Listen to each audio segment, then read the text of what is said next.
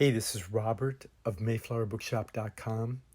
I'm back with you to try to share something that you could bring into your 3-minute meditation. My idea is that 3 minutes a day, sitting up straight, facing either the sun or the east, letting go of all your breath, and breathing deep into your own stillness, your inner solitude, your inner holy of holies, the deepest stillness, seated in your heart. No thought, no feeling, let those all go, and just pure awareness. That this could bring peace to the world if all of us would do this. We'd start to get insights into our true center, our true higher urge, our true demonstration and activity in the world. The earth is the proving ground. Our life is the proving ground. And if we could sit still, we would start to fathom what's above us and below us, what's in front of us and behind us, and what lies at the stillness heart center that can sense what's going on with the whole world. Our senses aren't limited to our head. It's universal thought, universal mind, nous, the Christos, the Krishna, the Hermes, the Mithras, the Athena, Artemis, the hero. The archetypal self that can allow us to come to understand and know all things. There's some part of us that's been separated from nature, like our thinking, our mind, that isn't limited to our head. Our whole body is a mind. Every part is a sense organ. The bottom of our feet, the palm of our hands, our backbone, our liver. Some of the organs are sense perceptions, perceivers, retainers of memory, of the earthly, terrestrial, and some of our organs, especially in the heart and in the head,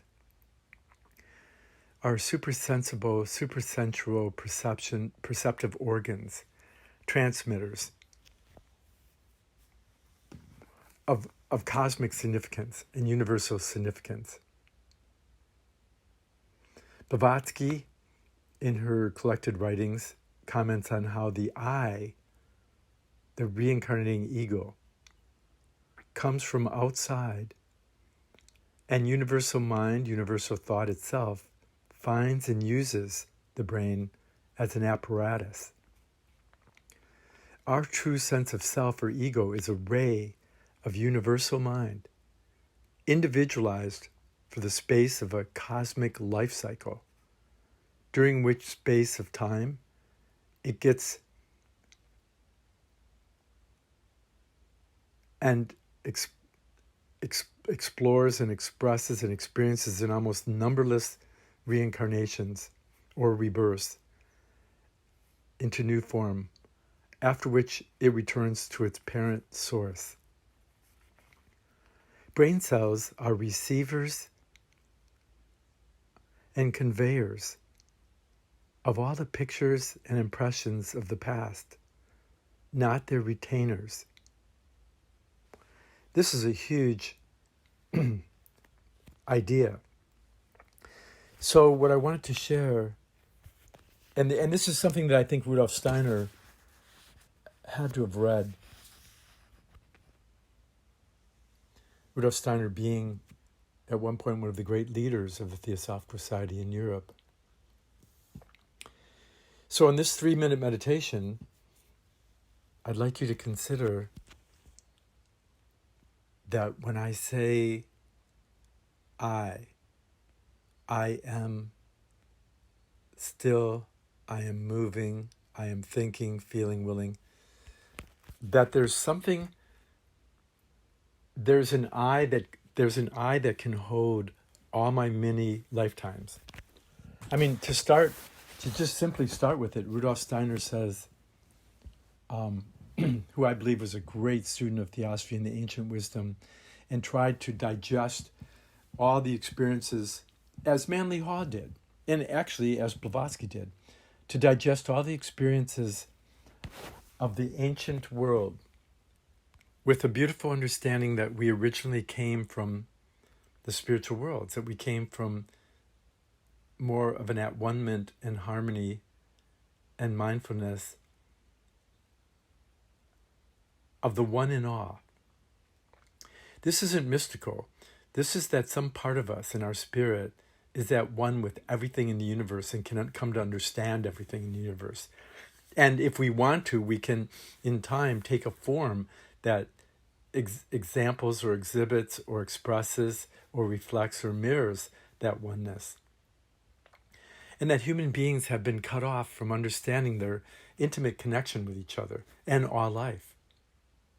We look for life on other planets, but we haven't fully mindfully and with a full heart come to understand our relationship to all life right here on Earth.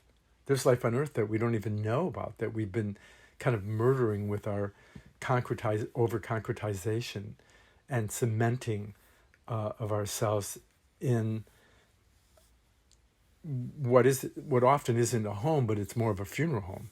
Our whole social life becomes like a funeral home and radical entertainment center, like the ancient Roman Empire.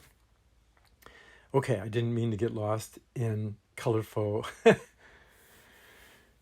images, but what I wanted to share was that our I is part of like the real sense of self or I, or reincarnating ego, is something that goes through many lifetimes and lasts for a huge amount of time.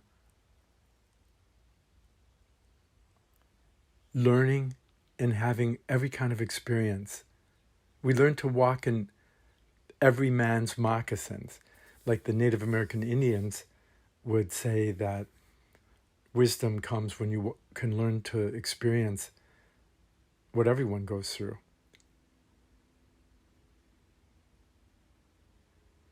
And that, what an interesting thing to think that our organs and our different parts of our body are the retainer of memory, both cosmic and terrestrial, earthly and heavenly memory. And that we're creating between heaven and earth and spirit and body, form, matter. We're creating an ongoing mind stream continuum, I call it. A yogi mind, I call it. Yogi mind meaning yogi, that we're bringing together spiritual and practical earthly understandings and doings and experience and the wisdom that comes from that. And the love of truth, of the true nature of who we are and what we're doing on the planet. So the idea of these meditations is that I think we are all too familiar with the day-to-day world and the materialistic world and the electronic world and the news and the problems that people have. And the question is, are we getting better at resolving these problems, healing, forgiving, meaning future, and able to go into the future to make the world a better place for all of us? Or is it getting worse? And I think if you think it's getting worse and we're stuck, I'm strongly advising, very strongly as your friend, meditate for 3 minutes a day. We want to meditate, only a short time, but really regularly. It's like when you sing a song and somebody gives you the note and the intonation. Dude, what the note is that we're going to sing. The note we're singing is stillness and wanting to love and heal and nourish everything. The note we're singing is a song that makes us all friends and family and community with everything, not only each other, but the rhythms of the day and the rhythms of plants and trees and animals and birds that we share in an immense, diverse community and that there's many, many songs that are being sung in this giant orchestration of what it means to be alive, aware, and bring some peace of heart and mind and soul and spirit with us wherever we go. It's not only getting this knowledge. A lot of people have a lot of knowledge. Rudolf Steiner said that those people a little possessed with Ahriman would never misquote him. In other words, the bad guys can quote Steiner perfectly. I don't think it's about any longer how much money, how much intellect, what externals. It's not about having this beautiful inner self that no one understands either. It's not about having this inner delicate, oversensitive, always hurt. It's not about some big ego inside that puts down everything outside. It's not about some big ego outside that puts down the inner subtleties of sensible, sensuous life, poetic, artistic connection to gardens and living things and stars. It's a question of balance. Can we sit still for 3 minutes a day and listen with all of our heart and soul and spirit to what's going on in the world and what we could possibly do about it? I remember ways back stumbling quick into Max Fisher's house, who was a counselor to the presidents and did a lot of wondrous things for the world and was a big businessman, actually. Maybe an honorable, for sure, business guy who might be a good example for others. I mean, we're living in the day where there's no good examples, but I wanted to bring him up because I stumbled into the living room really quick looking for someone else in the house, and he told me to come in and sit down and talk to him for a minute. And he was looking at his garden, and in the conversation about spiritual and material and worldly concerns, I asked him what he did every day that made him feel good about what he was doing, inspired and on top of the world. And I meditate, and I was wondering what he does. And he shared with me honestly that he would read the paper and see what's going on in the world and contemplate and think about things. But he would look out at the garden and the grounds outside of his house, and he would ponder what he could possibly do that would help the world and last for 100 years. I thought that was amazing. I mean, he went on a little bit more and talking about that, and that he would consider every day what he could do that would actually last in a good way for 100 years. Rudolf Steiner points out that if you can look at everyone you see in a year's time, everyone that you see in a year's time, some people you see every day, once every couple of days, once every week or month or a few months, or once a year or once every couple of years. But Rudolf Steiner said, everyone you see in the course of a year, and a lot of people we see just go by us at the red light, or we're paying some money at a store to somebody, or we're asking for help at a store, or we're walking and seeing neighbors. If you could see everybody, if you could sit and meditate and see everybody in your mind's eye and your heart's space and room,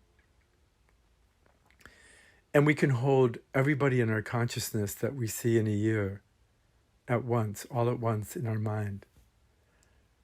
Steiner points out that that's probably a good picture of who our higher self is. Like, who are we? And we can see our consciousness soul. We can see a better picture of who we really are if we realize that we are all those people that we see in a year, that level of consciousness, that average and collective level of consciousness, that singular level of consciousness that comes out of that collective view. So today I was trying to introduce you to the idea too of trying to experience quietly who we are for our many lifetimes. Most individuals who are working with their higher manas, higher thinking principle, their universal mind, that conceives and believes and experiences at a higher level than being just trapped in our animal appetites and our kama rupa, our astral body or desire, fear, need body. And usually those who are working with the higher principle of manas or spirit self are working with a minimum of 3 lifetimes, usually the past life, the future, and the present. And if you look at yourself, you can see that the second you think something in your head, it's past. It notifies you that it's past. And that what we do with our lower third of our body, food, love, make, sex, exercise, it's more like the future that we find out if it was good or not. The lower third births the future, has this bigger experience with the future. We're talking about the average person, unconscious level, semi-conscious, conscious. So if the head is the past and the lower third, upper third's the past, lower third's the future, it's the middle rhythmic section of the lung and heart that participates in the present. And that present comprehends what is a totality of fullness and emptiness, stillness, and a rhythm between. In the thinking, feeling, and willing, there's a trinity in each one of those, which represents the 9 spiritual hierarchy. A sense of singularness or awness, which wonder and awe can open up, I suppose, yeah, is this 10th possibility of the human being through virtue, heart-mind training, to flower with intelligence and dispel all the conspiracy theories for the one conspiracy theory that matters the most, that the human being is a son and daughter of the universal mind, of God, per se, and participates with a temporal body that goes through a lot of ups and downs and eventually will die, that will rise from with the heart of our experience. I pray that each one of us can hold still long enough to recognize our true nature and our true gift and our true voice or song that can join with others to bring peace to this world and a little more intelligence that can, out of freedom, bring peace to this world and an awakening of co-creativeness for the future destiny and the wholeness of life. Om Mani Padme Hum. Om. My singular being that shares in universal responsibility and co-creative happiness. Om. The Christos, the Buddha, call it what you will. Om. Mane, that this incarnates, washes through my mind, heart. Om Mane, my awakened mind. Padme, my flowering heart. Hum. May I be still to know, and may I do wholeheartedly, and out of that stillness, share my day. So bless your heart garden. This is Robert of MayflowerBookshop.com. Feel free to share, care to learn anew every day. Feel free to donate to support this activity on the internet and writings. PayPal, mflower@aol.com is a good place. mflower@aol.com. on PayPal, that's one way to donate. You can donate books. You can donate at the very minimum, my friends, if you get something out of the sharings of astrology and teachings and music that I have going, then if you're not donating something directly, donate yourself to somebody who needs you more than I do. So bless your heart garden, and may your heart have a smile all day long. Blessings.